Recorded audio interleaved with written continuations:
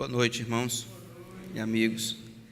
Por favor, abra uma palavra de Deus na carta de Paulo a Tito. E vamos fazer a leitura do capítulo 2 inteiro. No capítulo 1, nós vimos a necessidade de pôr a igreja em ordem. Paulo, depois de apresentar a si mesmo, no versículo 1 até o versículo 4, ele comanda Tito a encontrar homens fiéis que possam proteger a igreja, ao mesmo tempo que possam ensinar a igreja.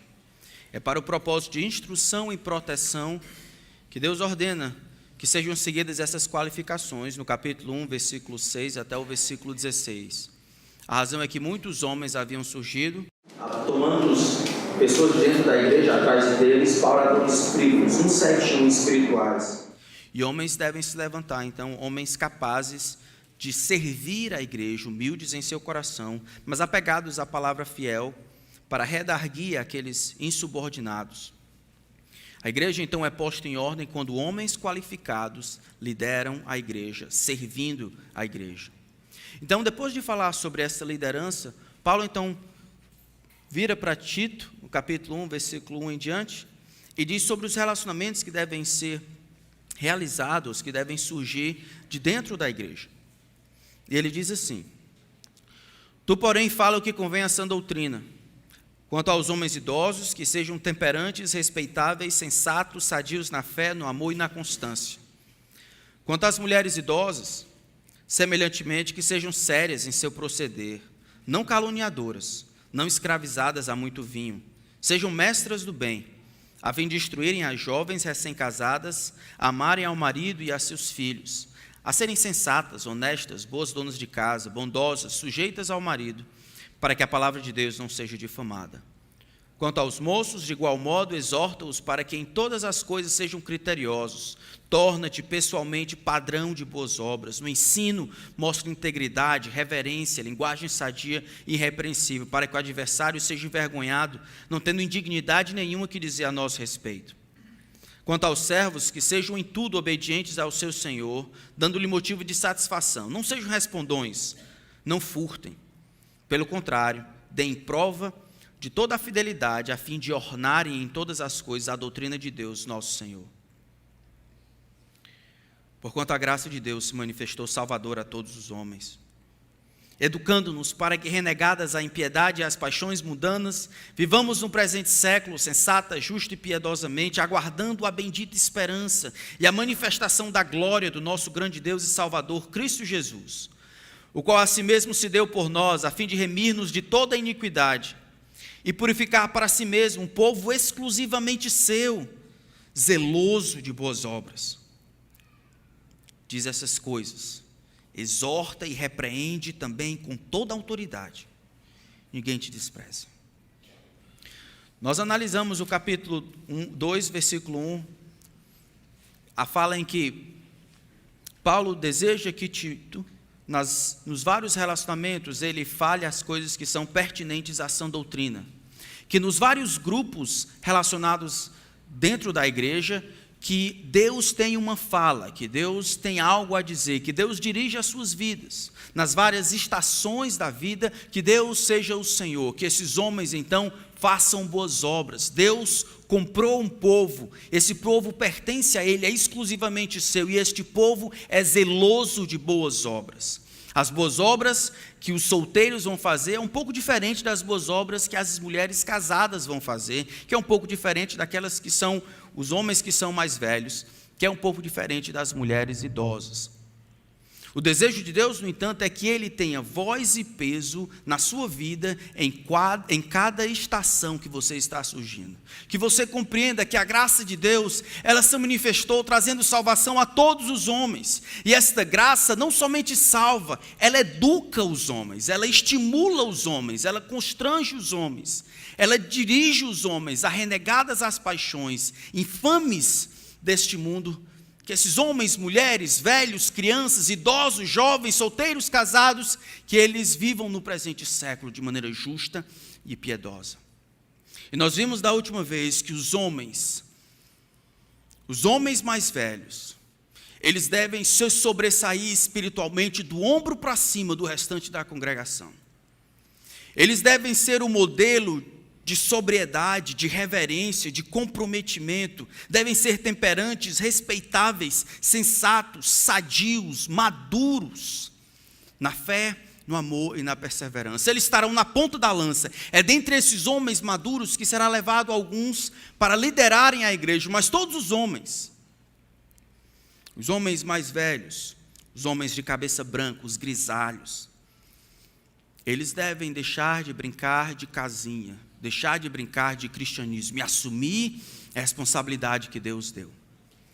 Isso não é uma sugestão que Deus faz. Este é o mandamento de Deus para você que está vivendo essa fase. Versículo 2, então, versículo 3, vai chegar a parte das mulheres idosas. Quanto às mulheres idosas, da mesma forma, elas devem ser sérias em seu proceder, não caluniadoras, não escravizadas a muito vinho, mas mestras do bem, a fim de instruírem as jovens recém-casadas. O versículo 3 e o versículo 4 será um dos textos talvez mais difíceis que eu já expliquei em toda a minha vida. Você está aqui, que Deus, por sua providência, fez com que você nascesse mulher idosa ou jovem. A vontade de Deus vai na contramão de todo o sistema. E isso vai parecer como uma fala alienígena, se não for pelo poder de Deus. Isso que Deus diz, a maneira como as mulheres deveriam ser realizadas, o que elas deveriam ser, é contrário a tudo que o mundo, na verdade, diz. A vontade de Deus, no entanto, é se você é mulher, você tem duas opções. Ou isso é o que você é, ou isso é o que você deve ser. Não existe meio termo. Ou isso aqui descreve o que você é diante de Deus como seguidora de Cristo, rei ou filha do rei do universo, ou isso descreve o que você deve ser. Por isso eu queria pedir a ajuda de vocês para nós orarmos juntos. E você, enquanto ora, ore por você e ore pelas suas irmãs. Pai, esse é um dos textos que nós lemos e pensamos: será que isso já não caducou? Será que o mundo não tem o que dizer a esse respeito? Será que isso não é arcaico? Será que isso não se tornou obsoleto? Será que as tantas revoluções não têm algo a dizer sobre isso? Pai, relembra-nos que o Senhor é o Criador de todas as coisas, o Senhor sabe o que é melhor e a Tua vontade é sempre boa, agradável e perfeita. Mais do que isso, é pela fé que nós fomos salvos, e essa salvação que encontramos em Cristo, esta graça que nos vem por meio da cruz, ela nos educa. Eu peço por mim, como marido e pai, que o Senhor me ajude a valorizar na minha esposa o que o Senhor valoriza, e a ensinar minha filha o que ela deveria ser, de acordo com a fala de Deus escrita no papel. Eu peço que o Senhor abençoe os outros maridos e pais do mesmo jeito. Eu peço que o Senhor abençoe as minhas irmãs. Eu peço que o Senhor dê a elas aquela convicção que é fruto da compreensão clara e objetiva da Tua palavra. Que o Senhor traga convicção ao nosso coração, ao meu e ao delas. Te entregamos esse tempo em nome de Jesus Cristo. Amém.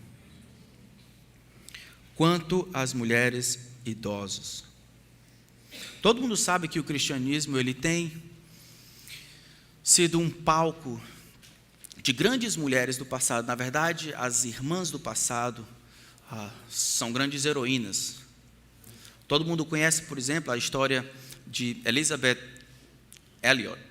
Vocês lembram que na década de 50, 5 homens saíram dos Estados Unidos, um deles era Jim Elliot, e ele, na tentativa de alcançar os Aucas, os índios do Equador, ele foi morto no primeiro encontro, ele e mais 4 homens. Durante muito tempo eles tentaram alcançar aquele povo, e agora no primeiro encontro eles são brutalmente assassinados. O corpo é encontrado, do último é encontrado 2 semanas depois. Elizabeth Elliot sabe dessa notícia. E o que uma mulher de Deus iria fazer? Ao invés dela voltar para os Estados Unidos e sofrer a morte do seu marido, ela decide no seu coração, diante de Deus, ir morar com a tribo que havia assassinado o seu marido. Aquelas 2 semanas de tentativa viraram 40 anos. 40 anos vivendo entre os assassinos, até que em todas as aldeias daquele povoado houvesse uma igreja plantada e sadia. Vocês lembram da história, por exemplo, de outras mulheres? Aline Adams, talvez você não conheça essa. Uma canadense que aos 18 anos olhou para o mundo e disse: Deus me salvou com um propósito. O propósito é fazer o seu nome conhecido em toda a terra. Aline, então, vai depois, apoiada pela igreja, vai a uma agência missionária para pedir ajuda. E diz: olha, eu quero fazer o nome de Jesus conhecido. Aonde você quer ir? Ela disse: eu não sei. O que vocês acharem que eu devo ir, o lugar mais difícil aí, que mais necessidade eu vou. E ela veio ao Brasil. Depois de 3 meses no navio, ela chegou aqui na década de 40, sem saber nada de português, 18 anos, solteira, sozinha. Eu tive o privilégio de tê-la como minha professora, e ela ensinou aqui no Brasil, ajudando a plantar igrejas no interior do estado do Ceará por 44 anos. Mas nem todas essas mulheres, elas tiveram esse seu heroísmo e a sua fidelidade demonstrada no lado mais público, como missionárias e ajudantes de plantadores de igreja. Alguns de vocês talvez já nunca ouviram falar da Mônica de Terraça. Vocês não conhecem talvez ela, mas ouviram falar pelo menos do filho dela. Esta mulher que casou aos 17 anos, conheceu a Jesus Cristo, mas nunca encontrou satisfação no casamento por conta da constante infidelidade de seu marido. A cura veio no seu conhecimento e amor por Deus. Ela e seu marido tiveram um filho. E o seu filho entrou no meio de toda a perversão e imoralidade. Enquanto ele entrou na perversão e na imoralidade, Mônica orava por ele todos os dias. Mas na hora da sua conversão, ele escreve nas suas confissões: minha mãe foi a minha intermediária entre ela e Deus. Eu acredito que foi por meio das orações da minha mãe. Ah, que mãe que Deus me deu.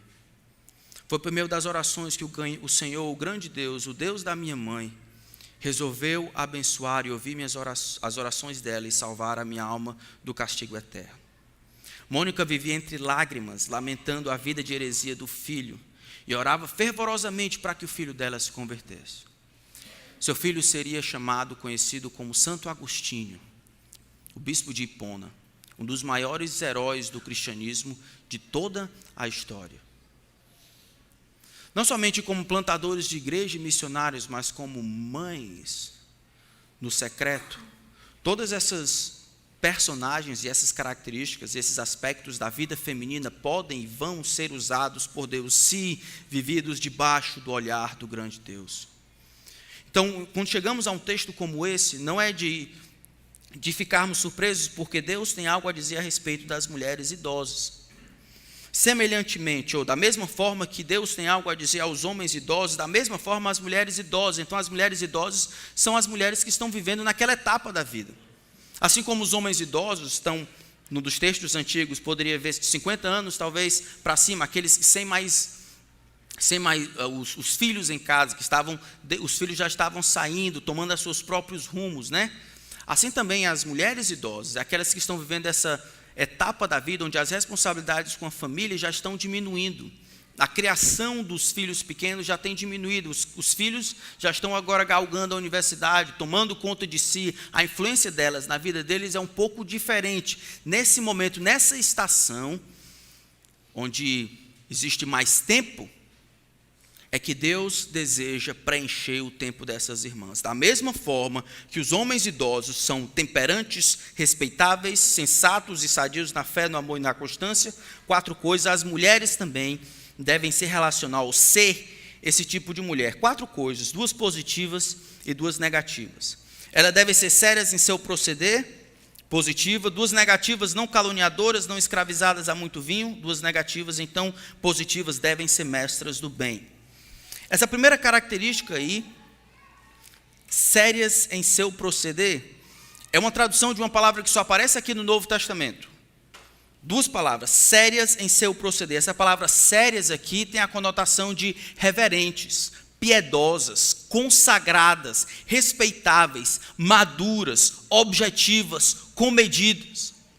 Essa palavra, às vezes, traduzia aquela mulher que vivia no templo, aquela sacerdotisa, aquelas mulheres que tinham o tempo todo para dedicar aos deuses. Paulo olha esse tipo de vida dedicada, consagrada, vivendo para Deus, para servir a esses deuses, dizendo, é exatamente esse o modelo que eu quero que vocês sigam, mas aqui servindo ao grande Deus. Aquela mulher que não tem um outro assunto, um outro pensamento, mas viver em todas as áreas da vida, de maneira comum, vivendo a vida comum em obediência e consagração a Deus. É exatamente a vida, por exemplo, que em Lucas capítulo 2, nós encontramos a viúva Ana. Lucas capítulo 2, quando Jesus nasce, ele é conduzido até o templo. E lá ele encontra duas pessoas. Simeão. Capítulo 2, versículo 36. Essa é a descrição que eu gostaria que as irmãs tivessem em mente. Havia uma profetisa chamada Ana, filha de Fanuel, da tribo de Aser, avançada em dias, que vivera com seu marido 7 anos, desde que casara, e que era viúva de 84 anos. Olha a descrição dela. Esta não deixava o templo, não adorava, mas adorava noite e dia em jejuns e orações. Fala de uma vida consagrada, fala de uma vida respeitável, de uma vida séria, de uma vida que valoriza as coisas que são importantes. Não fala de uma vida que é presa ao templo. No caso aqui, ela simplesmente não tinha marido. E ela então decidiu tomar aquele tempo livre que ela tinha, não para fazer determinadas coisas, não para viajar, ou para cuidar dos netos, ou para assistir Vale a Pena Ver de Novo. Nem sei se isso tem ainda, tem? Mas tinha uma época atrás. Para assistir Vale a Pena Ver de Novo, ou para fazer aquelas coisas que agora a idade me autoriza. A ausência de responsabilidades, de cuidado, de criação de filhos me autoriza a fazer. Não. Eu vou tomar esse tempo e, como mulher mais idosa, tendo a perspectiva certa a respeito do presente e do futuro, eu vou me dedicar a viver uma vida consagrada, devota, piedosa. Eu vou como que agir como uma sacerdotisa do templo. Eu vou me devotar às coisas de Deus. Eu vou me comportar. Eu vou ter a minha conduta como própria daquelas que se devotam a Deus. A palavra aqui então diz sérias em seu proceder, que sejam devotas em seu proceder, da maneira como vivem. Esse proceder aqui não fala só daquelas atitudes próprias de adoração, não está falando daquela atitude no templo, ou aquela atitude na igreja, não está falando no domingo à noite, está falando como mãe, está falando como trabalhadora, está falando como chefe, está falando como professora, está falando no trânsito, está falando assistindo às coisas, está falando conversando com as amigas, na vida de maneira geral, no proceder, na conduta, enquanto ela vive, ela é uma mulher que reflete o caráter de alguém que ama a Deus, de alguém que é devota a Deus, de alguém que tem um compromisso com Deus. Essa mulher aqui é você? Veja que, mais uma vez, Deus coloca as responsabilidades para aqueles que deveriam ter mais responsabilidades. O mundo não faz assim. O mundo vitimiza todas as pessoas. O mundo vitimiza por causa da ausência de possibilidades, a ausência de oportunidades. Deus não. Deus olha uma sociedade terrível como a sociedade de Creta, descrito como bestas, né? Bestas intoleráveis, ventres preguiçosos, e ele diz, olha, no meio desta sociedade desgraçada de Creta, eu quero que os homens sejam masculinos como servos dos outros, que eles sejam maiores do que os outros apenas em termos de devoção, de amor por Deus. E eu quero da mesma forma que as mulheres mais velhas, elas compreendam o que vale a pena na vida, que deixem de brincar de perder tempo, que achem que idade e tempo livre é para ter tempo para si, e aprendam a se dedicar nas coisas do alto. Em quê? Em tudo. Que elas sejam sábias em seu proceder, piedosas, que elas sejam devotas, que elas sejam respeitáveis. O texto continua dizendo que elas não devem ser não caluniadoras e não escravizadas a muito vinho. Essas duas características são negativas. Essa característica, escravizadas a muito vinho, deve ser entendida à luz do contexto daquela época.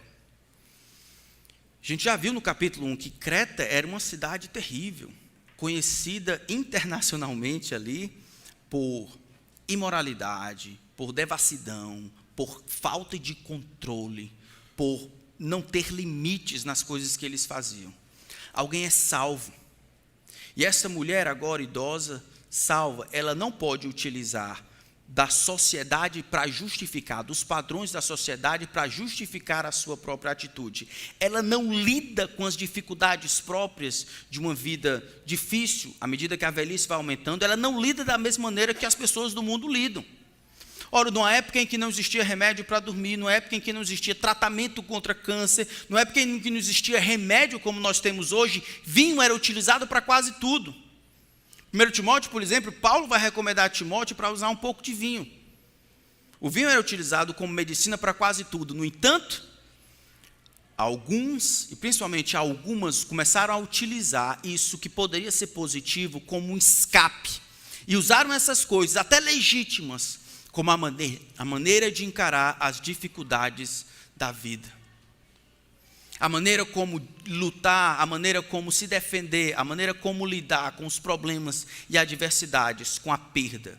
É mantendo a minha mente e a minha consciência adormecida pelo uso de vinho. Eu sei que isso é de Creta, 2000 anos atrás, mas não é exatamente assim que o mundo lida com as dificuldades? Você está passando por isso? Tome isso e tudo vai ficar bem. Aconteceu isso? Tome isso e tudo vai ficar bem. E mesmo que algumas dessas coisas sejam legítimas por problemas físicos, aqui o que dá a entender é que essa era a maneira normal de lidar com as dificuldades da vida. Anestesia você adormece e aí você deixa de reagir e fica vivendo como um zumbi. Infelizmente, nós já vimos tantas vezes isso, plantando a igreja no Edson Queiroz, os homens, tantos deles, bebiam para afogar a mágoa e depois bebiam para esquecer que tinham feito besteira. Depois bebiam para tentar não lembrar, depois bebiam para tentar lembrar o que tentariam esquecer, depois... Mas esse é você? Não é assim que um cristão lida com a vida. O cristão, ele não lida com a vida anestesiando a sua consciência ou fingindo que os problemas não vão surgir amanhã. O cristão olha diante da dificuldade com a sua cara mais feia e ele usa a dificuldade a seu favor para levantar, né, como se fosse uma alavanca debaixo dele para que ele veja o que Deus quer fazer por meio da dificuldade. Nós não fugimos da dificuldade, não fingimos que ela não existe. E naquela época as mulheres idosas, elas eram as mais tentadas com isso. Essa não é a primeira vez. Em Éfeso nós temos o mesmo problema. Em 1 Timóteo capítulo 3, versículo 11, ele vai dizer: as mulheres não devem ser dadas ao vinho. Muita mulher idosa cachaceira e papudinha. Tanto em Creta quanto em Éfeso. Talvez você diga: pastor, dá para mim não. Eu não tenho esse problema, não. Por trás desse problema aqui, é a maneira como nós lidamos com as dificuldades da vida. Como é que você envelhece? Me diga. Uma das coisas difíceis na vida é envelhecer. E aquelas que são mais idosas, elas vão concordar comigo. É muito difícil envelhecer.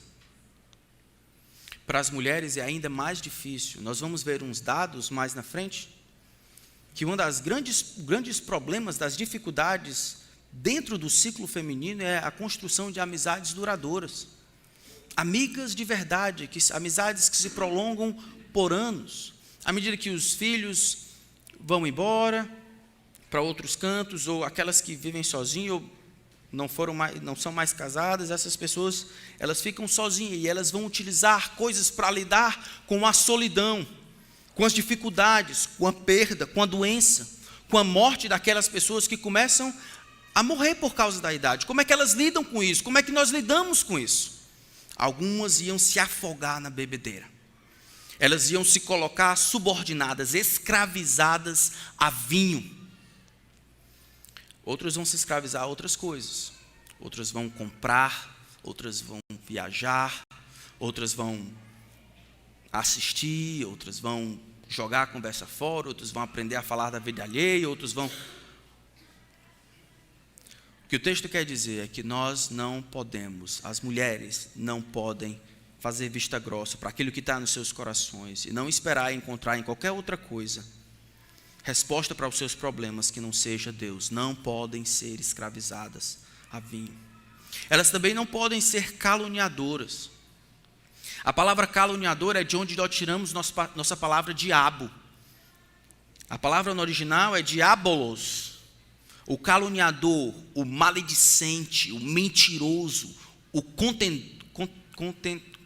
aquele que briga pelo uso das palavras, aquele que conta inverdades, aquele que levanta suspeitas, aquele que detecta o mal das pessoas e coloca lá para que aquelas pessoas passem mal na vista dos outros, aquele que destrói reputações, aquele que dirige por meio da mentira, aquele que promete e não cumpre. Todos os pecados atrelados ao uso maligno da língua é próprio do diabo. E Paulo vai dizer: diga àquelas que são mais velhas, que têm uma língua redimida, que não se assemelhem ao diabo no uso de sua boca, que construam com o que falam e não derribem, não destruam, que não sejam maledicentes, fofoqueiras, que não se assemelhem ao demônio no uso da língua. Quando nós olhamos no livro dos Salmos, o maior problema que o justo enfrenta não é nem tanto o problema físico, a perseguição que os outros, Saul e os outros vão contra ele. O maior problema que o justo enfrenta no livro dos Salmos, sabe o que é? Esse órgão aí que você tem dentro da boca. É a língua enganadora. Por isso que Davi vai pedir tantas vezes: ó Senhor, me protege da língua enganadora, daquele que bajula, daquele que manipula. Me protege daquele que é mentiroso, daquele que me detesta e diz que me ama. Me protege da língua falsa. Me protege daquela que fala mal de mim, daquela que destrói a minha reputação. Me protege deles, que a minha justiça ela apareça como o sol ao meio-dia diante do Senhor. Me protege dos amigos falsos. Existe muito o que dizer a respeito do uso da língua. Provérbios 16, 28 diz: o homem perverso, a mulher perversa levanta a contenda, o difamador separa os maiores amigos. O hipócrita com a boca danifica o seu próximo, mas os justos são libertados pelo conhecimento. O que encobre o ódio tem lábios falsos, e o que difama é um insensato. Guarda a tua língua do mal e os teus lábios de falarem enganosamente. Provérbios 34, 13. Tiago 1, 26, vamos abrir lá. Tiago vai dedicar um capítulo inteiro ao uso da língua. Mas é interessante como ele abre este capítulo. Tiago capítulo 1.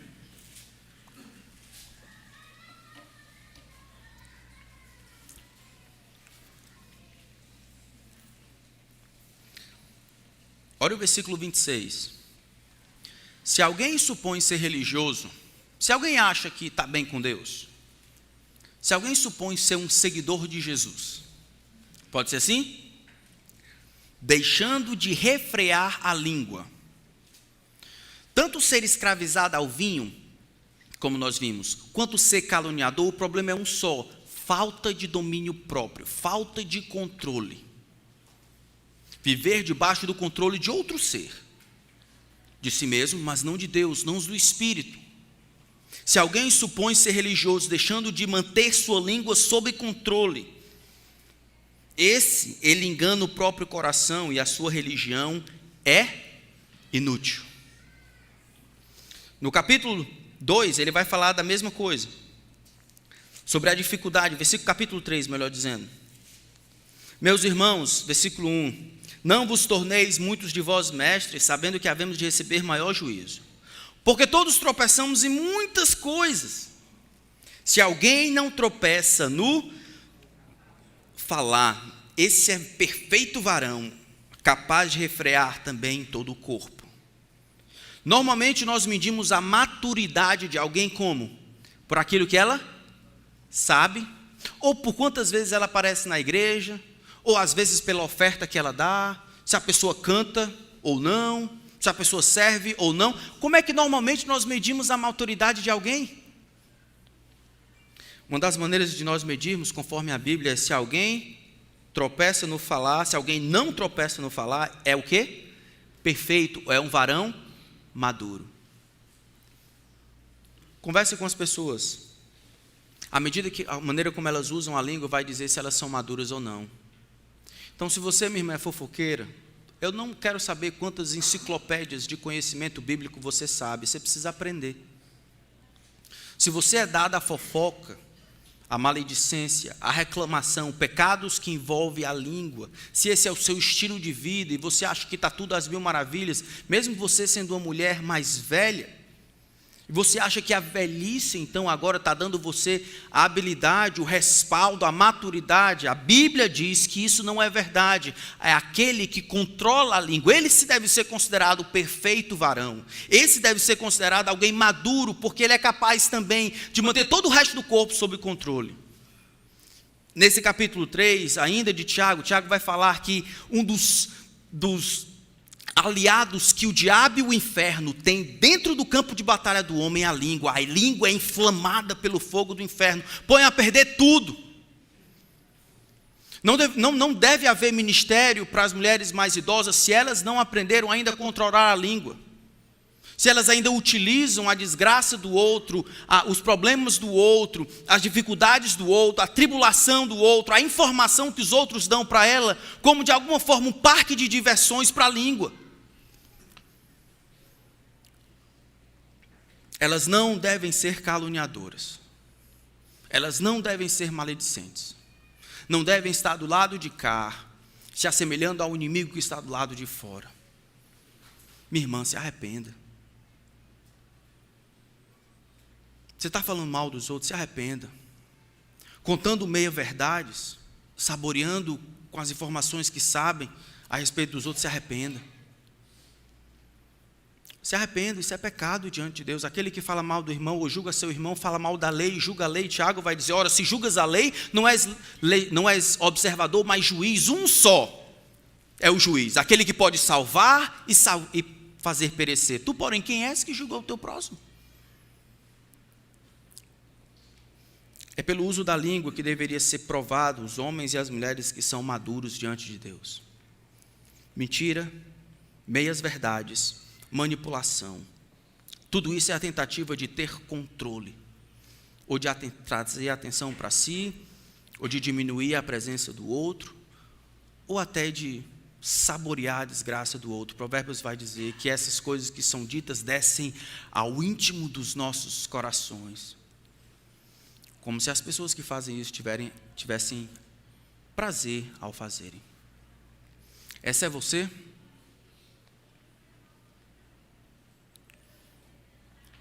Provérbios vai dizer também assim: sem lenha a fogueira se apaga, sem o caluniador morre a contenda. Que você seja alguém assim, não jogando mais lenha na fogueira, mas que você seja, minha irmã, aquela mulher, aquela senhora que numa roda de amigos, e alguém se levanta e fala mal, você deve ser aquela que diz assim: irmã, vamos deixar essa lenha aqui se apagar, não vamos botar mais lenha na fogueira não. Isso é pecado diante de Deus. Vamos falar mal dos irmãos, da irmã não. Você quer falar mal, fale dela. Fale para ela. Mas não aqui. Que sejamos todos nós comprometidos, não somente em não falar mal, mas não deixar que essa desgraceira de fofoca se propague. Infelizmente, esse é um pecado que nossas irmãs precisam aprender a lidar. Vocês serão tentadas. Existem algumas coisas que são mais tentação aos homens. existem outras que são mais tentação para as mulheres. Eu não quero que você negue a tentação. Quero que você olhe de frente e decida ser madura diante de Deus, ao invés de ficar falando mal do outro.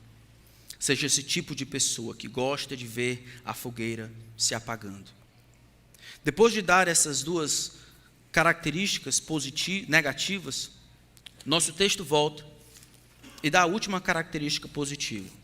Elas devem ser respeitáveis, elas não podem ser escravizadas ao vinho, elas não podem ser, nem devem ser caluniadoras, se assemelhar ao uso da língua que o inimigo das nossas almas faz. Elas devem ser mestras do bem, elas devem ensinar o que é bom. Duas palavras aqui juntas, aquela que ensina o que é belo, o que é bonito, o que é respeitoso, o que é bom de se seguir, o que é aprazível, o que é justo, aquela que reflete a beleza de Deus. Elas devem ser mestras do bem. Devem ter algo a ensinar, pelo exemplo e por aquilo que sai da boca. Devem se colocar na posição, olhando para trás e ver os 20, 30 anos vivendo na presença de Deus e dizer: olha, Deus me deu esta santidade, essa experiência, a minha luta com as perdas, com os ganhos, com os acertos, todas essas coisas foi dada a mim para benefício não somente meu, mas do outro. Elas devem ser mestras do bem, devem ensinar o que é correto. Aqui não se refere àquele ensino formal, ela não está falando de pastora. Está falando daquele ensino informal. Está falando daquela decisão de viver e abençoar aqueles que estão ao redor. Dona Janeiro tem uma conversa com Dona Fevereiro. E eles começam a conversar e tem uma dificuldade. Eles olham, enquanto estão conversando na praça, eles percebem que a Dona Júlia, o menino está gritando com ela. O menino tem 5 anos. Enquanto o menino grita com ela, a Dona Júlia grita com o menino de volta. E ela joga pedra na mãe e a mãe joga pedra no menino. Dona Janeiro e Dona Fevereiro olham para o lado. E agora elas têm uma decisão a tomar. Elas podem dizer: rapaz, tu está vendo aquilo ali? Pois é, na minha época não tinha isso, mas esse pessoal aqui é tudo assim. Pessoal de hoje, mulher, não tem jeito não. Não, Deus é. Aí você pode fazer, ou você pode dizer: rapaz, a Dona Júlia está precisando de ajuda. Vamos lá falar com ela, vamos lá ajudar. E aí você vai lá, bota a mão no pescoço dela e diz: irmã, eu posso orar por ti? Irmã, esse jeito que você está fazendo, ninguém joga pedra nos filhos da gente, não. Eu sei que parece óbvio, mas não é. Irmã, não deixe ele jogar pedra em você. E você caminha com aquela jovem. Isso é ser mestra do bem. Eu lembro com grande alegria de que um dia ainda plantando a igreja, cometi o vacilo de apoiar muito mais na justiça do que na misericórdia. Eu combinei com um rapaz, um pedreiro, para ele fazer uma coisa certa, para fazer isso, pintar essa, como se fosse essa parede aqui, eu pagaria tanto. Ele pintou a metade, eu paguei só a metade. E ele voltou para casa, ele disse: está certo, pastor. Ele voltou para casa chorando e tal. Eu não sabia, a filha dele estava doente e tudo. E aí ele encontra uma irmã no meio do caminho. E aí aquela irmã, ele contou a história: eu vim de lá, eu estava trabalhando e o pastor não me pagou e tudo, tal. E aí ela ouve aquela história: como é que eu vou ajudar minha filha que está doente agora, não sei o quê. E ela liga para mim. Eu, muito cheio de razão: pois não, pastor, você fez isso aqui, o pessoal está precisando de ajuda, como é que você faz? Eu disse: irmã, é o justo, não combinei isso com ele. É claro que eu combinei isso com ele. Ele fez só a metade e vai receber a metade. A irmã só disse uma palavra: pastor, mas há misericórdia. E o texto de Tiago me veio na mente: porque o juiz é sem misericórdia para com aquele que não usou de misericórdia. A misericórdia triunfa sobre o juízo. Eu louvo a Deus pela vida dessa irmã.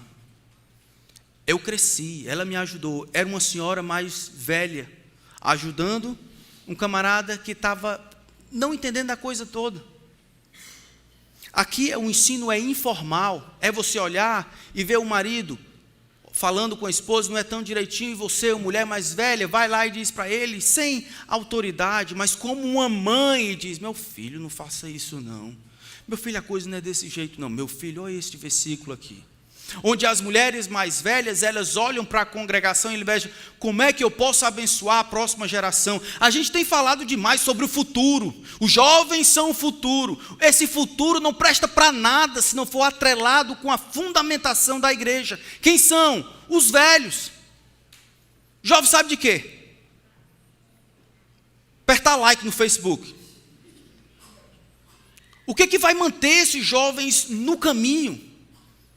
Eles não sabem porque não sabem, as experiências deles, eles estão crescendo. Os jovens precisam dos velhos e os velhos devem entender que como propósito de envelhecer é abençoar, ser mestres do bem para a próxima geração. Não é para ter mais tempo, não é para curtir a aposentadoria somente, não é para brincar com os netos, não é para assistir Vale a Pena Ver de novo, não é para ficar viajando somente. Mas para olhar no meio da congregação e dizer assim, rapaz, eu quero ser bênção na vida daquela pessoa ali. A santificação, ela tem tanto um aspecto vertical quanto um aspecto horizontal. Sede santos porque eu, o Senhor, sou santo. Mas o que eu faço com a santidade que Deus me deu? Eu repasso para os outros. É o que o texto diz, ele diz que sejam mestras do bem. A próxima palavra, no versículo 4, qual é? A fim de o propósito de serem esse tipo de mulher, de serem respeitosas, devotadas, consagradas, não vivendo debaixo da autoridade ou da influência de ninguém, mas de Deus, não caluniadoras, usando bem a sua boca, sendo mestras do bem, tendo que ensinar. O propósito de ser esse tipo de mulher não é para que os outros olhem e vejam, olha, uma mulher de Deus. O propósito é para que você consiga ensinar a próxima geração, as mulheres mais jovens. Nós precisamos aprender isso. Digo com tristeza que o abismo de gerações tem se espalhado, que já é grande, tem aumentado ainda mais, porque os velhos têm sido orgulhosos e os jovens têm sido estúpidos. Os velhos precisam deixar de ser orgulhosos e viver só em função da família deles, e serem mais altruístas e pensar que eles podem e devem ser uma bênção para a próxima geração. Ser um bom pai, uma boa mãe é uma bênção. Mas Deus quer que você seja muito mais do que isso. Algumas mulheres do passado criaram seus filhos na história cristã. E aqueles filhos que eram indesejados eram colocados para morrer pela sociedade. Elas criavam seus filhos e quando terminavam de criar os seus filhos, iriam para esses lugares, esses lixões humanos. E elas, como igreja, todas elas iam e se tornavam mães para esses milhares de crianças que eram jogadas fora. Se elas tivessem pensado, não, eu tenho minha responsabilidade, eu estou sendo uma boa mãe para o Zezinho, o Joãozinho e esse aqui, pronto, esse é meu ministério. É só isso. Irmãs, olhem para cá, quais são aqueles que infelizmente não tiveram o privilégio de ter mães e pais crentes? Aquelas jovens que estão aqui, que infelizmente não têm o marido em casa e têm que criar os seus filhos sozinhos. Os jovens, aqueles que estão saindo de casa, não têm um perfil de homem, de mulher, de mãe, de pai em casa. Você não pode servir de modelo para eles, não. Não pode começar a olhar essas pessoas como alvo, um projeto, um propósito para o qual Deus fez você santa diante de Deus, é para que você abençoasse a fim de instruírem as mais velhas. É com esse propósito.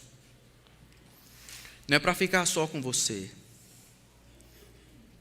Em outras palavras, Paulo está dizendo a Tito, você deve dizer às mulheres mais velhas que se comportem como as mulheres que vivem vidas devotadas a Deus.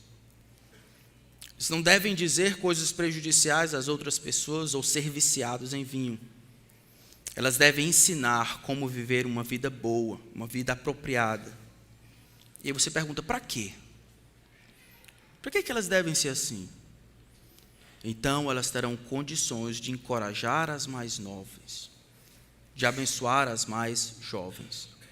As lições, então, aprendidas com os erros, as tragédias, os versículos memorizados e recitados com lágrimas, as esperanças no meio dos relacionamentos rompidos e frustrados, O que eu devo fazer com as lições aprendidas em anos de amor devotados a Deus? Lutando para com maridos ingratos, tantas vezes, insensíveis, lutando para amar filhos que não querem obedecer. O que a gente vai fazer com isso? Vai ficar para você. Deus quer que você seja uma bênção para o futuro, uma bênção para essa congregação. Ele quer usar você. Ele quer que você olhe as dificuldades que estão acontecendo, que aparecem na praça, ou que você sabe, e levante a mão e diga: Senhor, usa-me.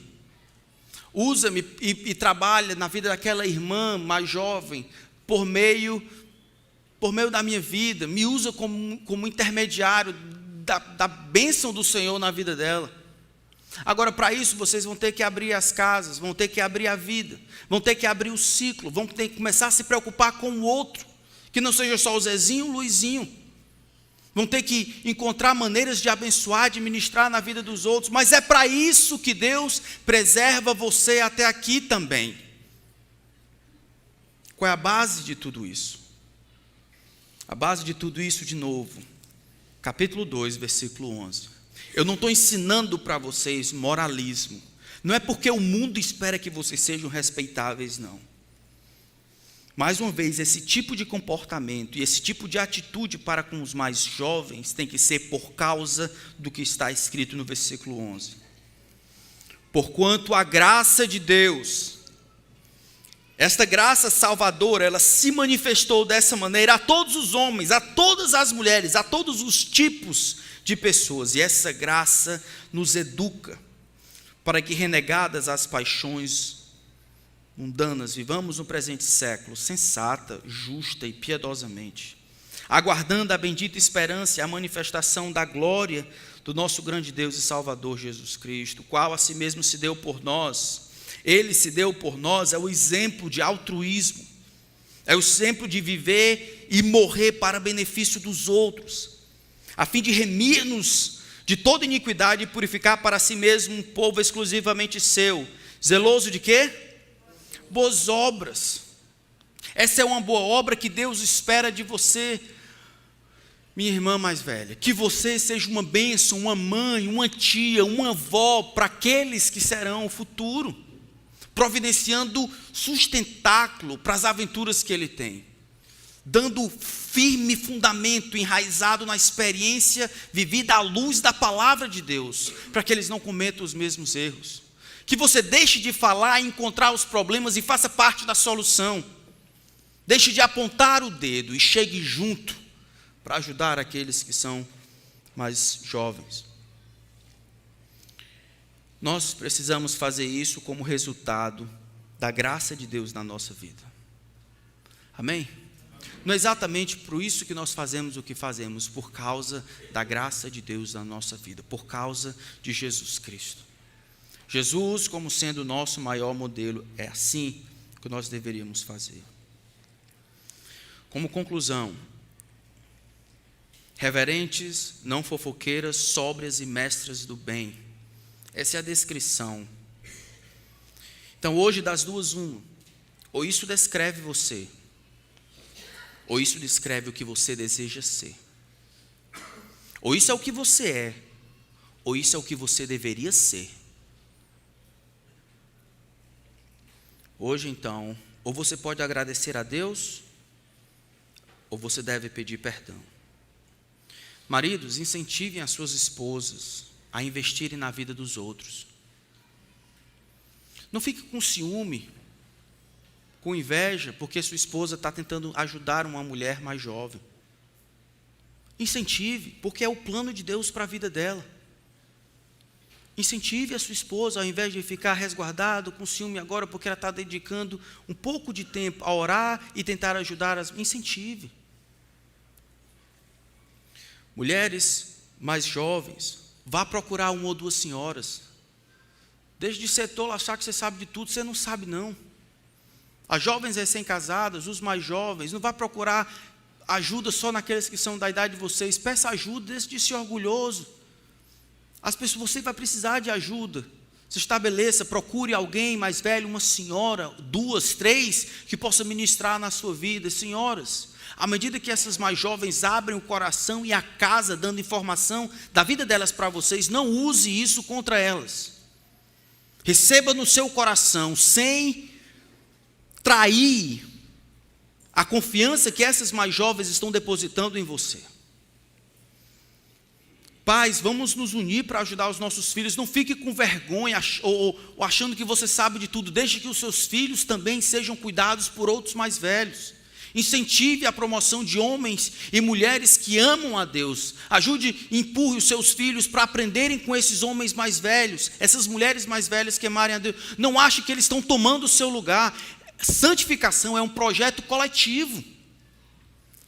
Pais, estamos todo mundo no mesmo barco ou não? Não estou com meu filho todo o tempo, então você olha do lado de lá, o Iago está fazendo isso, ou o Josh, ou a Esther. Eu gostaria muito que você intervisse na vida dele e dissesse, não é assim não, Jesus diz outro jeito, viu? Jesus diz outra maneira. E depois eu ia afirmar em casa. E eu espero que vocês gostem, porque eu vou fazer. Se não gostarem, aí é azar de vocês. Para a gente ter todo mundo se ajudar, não somente orar, mas ajudar todo mundo no mesmo barco, procurando a glória de Deus. O abismo de gerações precisa ser reduzido grandemente, em vez de ser aumentado. O que destrói, o que aumenta, é o orgulho desses velhos. E aí, tantas vezes, a tolice dos mais jovens. Em nome de Jesus, vamos destruir tudo isso, de maneira que possamos viver como família, um cuidando do outro. Reverentes, não fofoqueiras, sóbrias e mestras do bem. É a maneira como nós deveríamos viver diante desse mundo. Com o propósito de, como nós vemos no versículo 5 e no versículo 11, para explicar a graça de Deus ao mundo. Versículo 10 vai dizer de ornar a doutrina de Deus. Para que o mundo olhe para a igreja e veja que é aquilo que é impossível lá fora, aqui na igreja, por causa da graça de Deus manifesta em Cristo, essas barreiras estão todas destruídas. E os jovens buscam aprender com os mais velhos, e os mais velhos olham para os mais jovens como sendo o propósito de Deus para a vida deles. Eu quero desafiar você nessa semana a começar a orar por alguém. E olhar e ver como você pode abençoar alguém. Isso é discipulado, não estou falando daquele conversa de 1 hora onde tem que sentar, estou falando daquela vida a dois, daquela intencionalidade, daquele desejo de aproximar aquela jovem mãe de Jesus Cristo, também o seu filho. Aquele desejo de aprender a amar mais a Deus por meio dessa mulher mais velha. É isso que eu estou falando. A vida a dois, em que nós juntos caminhamos para a glória de Deus. Vamos orar, pedir que Deus nos abençoe. Pai, aqui é a Tua palavra. O Senhor que manda na nossa vida, é o Senhor quem tem determinado os propósitos da nossa existência. Eu sei que muitas mulheres, Senhor, enquanto envelhecem, elas têm muitas dificuldades de encontrar propósito na vida, e a vida se torna vazia. Pai, eu acho que uma das coisas é que elas estão procurando esse propósito de satisfação em outras coisas, em fazer tantas outras coisas, ao invés de investirem na vida dos outros por causa da graça de Deus em Cristo. Pai, ajuda minhas irmãs. Ajuda minhas irmãs a confessarem os seus pecados e viverem para amar as outras irmãs. Que amizades verdadeiras, duradouras surjam aqui no meio da igreja. Que haja proteção da reputação uns dos outros. Que não haja separação de amigos por línguas perversas. Que as mulheres mais velhas sejam amadas e respeitadas. Que elas sejam tidas como bênçãos no meio da nossa igreja. Que os pais possam fazer uso da bênção do Senhor por meio dos outros. Receber o amor do Senhor por meio de outros pais. que isso manifeste a graça do Senhor, que o mundo olhe para esta igreja e veja a graça do Senhor operando nos relacionamentos, de maneira que o Senhor receba a glória que merece, que a tua graça nos eduque a renegar as paixões mundanas, vivemos no presente século de maneira justa e piedosa, em nome de Cristo, amém.